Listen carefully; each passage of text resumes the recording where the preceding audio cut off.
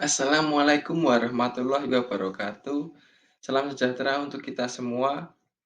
Perkenalkan di sini saya Septian Rahmat Maulana dengan NIM 221135352 kelas PGSDB. Di sini saya akan mempresentasikan hasil observasi saya yang saya lakukan di SD Kanisius Kadirojo mengenai karakteristik peserta didik. Karakteristik peserta didik kelas 3 secara umum yaitu: 1. Pada kelas ini peserta didik berumur 8-9 tahun. Yang kedua, memiliki rasa ingin tahu yang tinggi. Yang ketiga, masih senang bermain secara berkelompok atau teman yang sudah dikenal dekat. Yang keempat, selalu ingin berprestasi. Yang kelima, membutuhkan guru atau orang dewasa untuk menyelesaikan tugas yang sesuai untuk memenuhi keinginannya. Berdasarkan hasil observasi yang saya lakukan di kelas 3A, saya mendapati bahwa peserta didik berjumlah 20 siswa, terdiri dari 13 laki-laki dan 7 perempuan. Ketika kegiatan pembelajaran dilakukan, kondisi kelas terlihat kondusif, tetapi terdapat 1-2 siswa yang ramai dan mengajak ngobrol teman sebangkunya.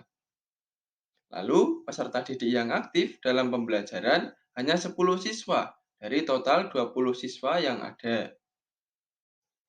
Sebagai data tambahan, saya juga mewawancarai wali kelas 3A. Berdasarkan hasil wawancara tersebut, saya mendapatkan informasi bahwa peserta didik memiliki kemampuan kognitif yang berbeda-beda. Seperti ada yang sudah lancar membaca dan menulis, tetapi juga masih ada yang perlu pendampingan lebih. Peserta didik juga belum lancar dalam menghitung, baik perkalian maupun pembagian. Lalu peserta didik memiliki tingkat percaya diri yang belum merata. Terdapat beberapa peserta didik yang selalu mengobrol dengan teman sebangkunya ketika pembelajaran dilaksanakan. Akan tetapi, ketika peserta didik tersebut dipindah tempat duduknya dengan teman yang lain, maka peserta didik itu diam dan memperhatikan. Dan yang terakhir, hubungan antara guru dan peserta didik itu sangat dekat. Teori perkembangan menurut Piaget. Dalam teori ini terdapat 4 tahapannya. Yang pertama, tahap sensorik. Yang kedua, tahap praoperasional. Yang ketiga, tahap operasional konkret. Dan yang terakhir yaitu tahap operasional formal.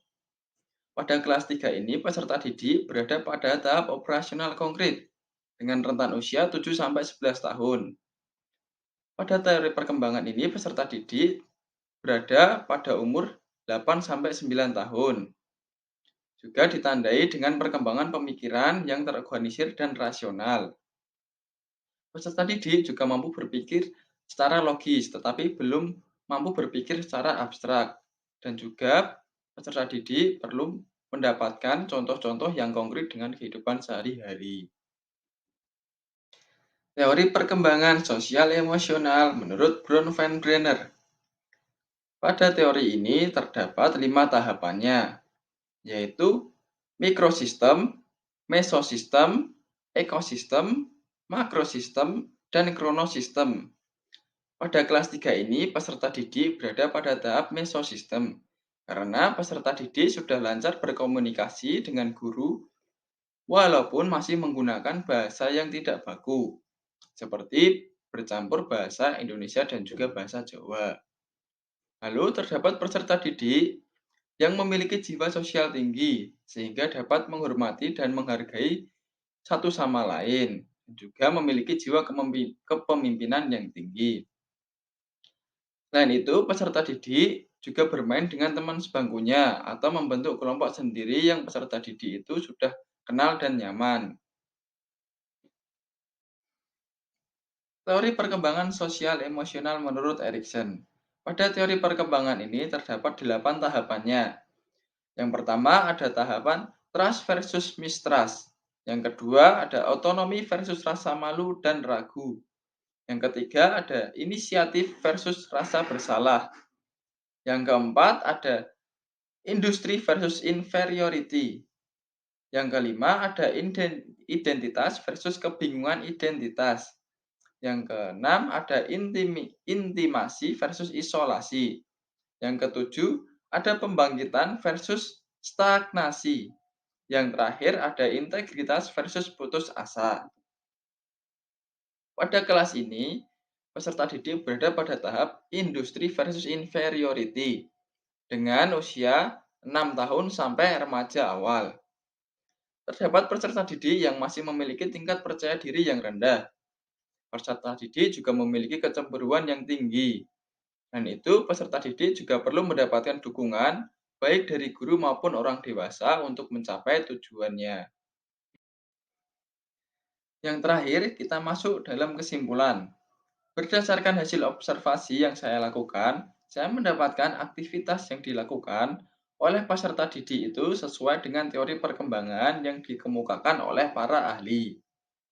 Peserta didik kelas 3A juga masih membutuhkan pendampingan untuk meningkatkan rasa percaya diri dan juga untuk mengembangkan kemampuan baik secara kognitif, afektif, dan psikomotorik.